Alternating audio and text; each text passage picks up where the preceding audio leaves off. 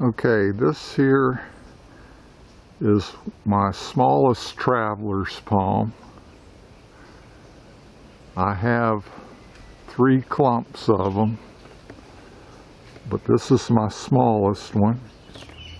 I got this palm at Home Depot a number of years ago. They were on sale. And I don't remember what size they were, like 7.5 gallons, something like that. This particular one doesn't get much sun. It's planted near the south side of my property, but on the south side of it is a large Ficus altissima variegata, which you can see, tree right here. And it's pretty much screening out any direct sunlight, so it's just getting dappled sunlight here.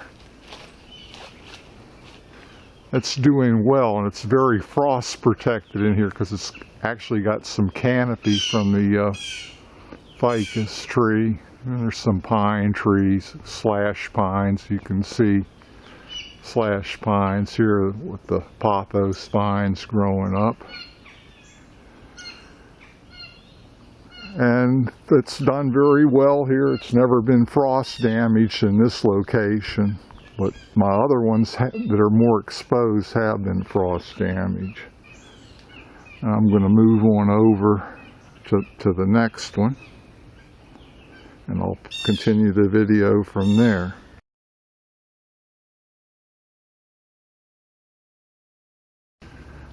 Okay, now back over in here, which is also on the south side of my property, just a little more west, this is my second clump of traveler's palm. And as you can see, these here, this clump here is taller than the one that I had just photographed. I also bought this one at Home Depot at the same time as the other ones, but for some reason this one has grown larger, maybe 50% more. Okay, this is a shot of the palm from the south side of the traveler's palm, rather. It seems to like this spot.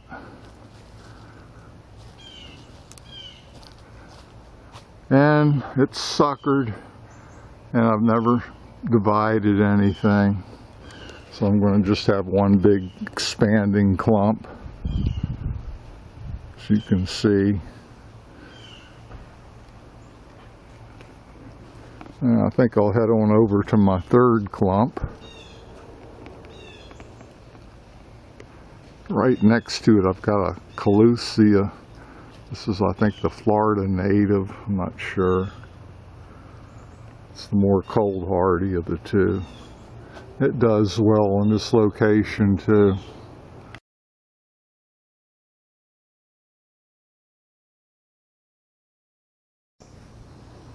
Okay, over here is my third and oldest clump of traveler's palm. As you can see, this one here's got some flowers on it.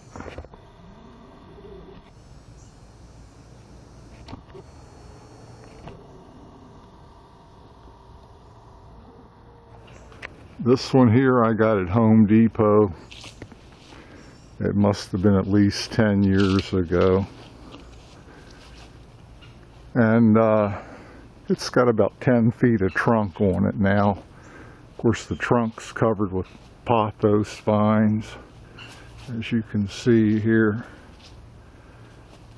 attached to the trunk.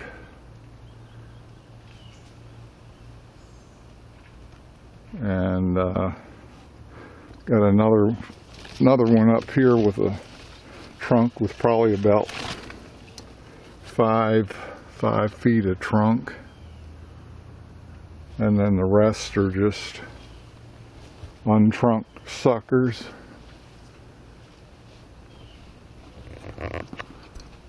And next to it I've got, everything's so hard to see, I got a white bird of paradise. You can see one of the trunks right there.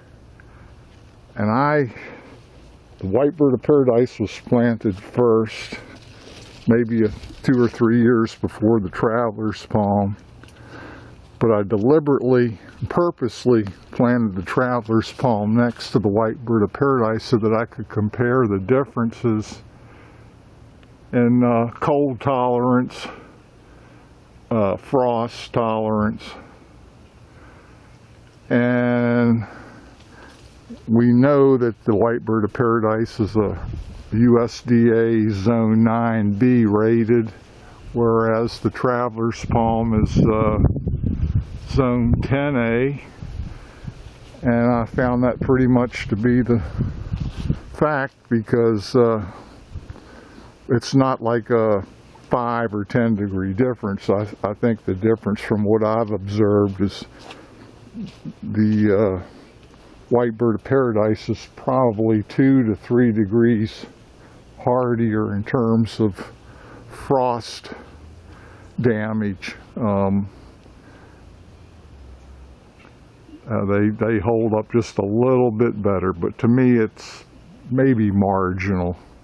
I mean, 2 to 3 degrees, that's not that much. Now over here, my oldest white bird of paradise is right here. It's a mess. I can't get up there to trim them. As you can see, this one here's getting some flowers.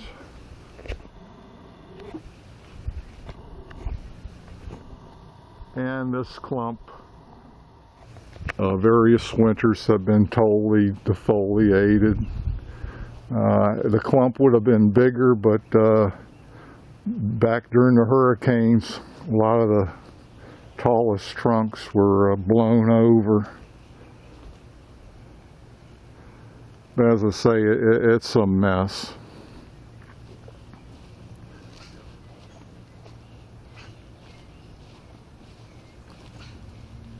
And I've never gotten any seed. I guess the flowers don't get pollinated or something. I've checked some of the pods and all, when I cut them off, I couldn't find any seeds.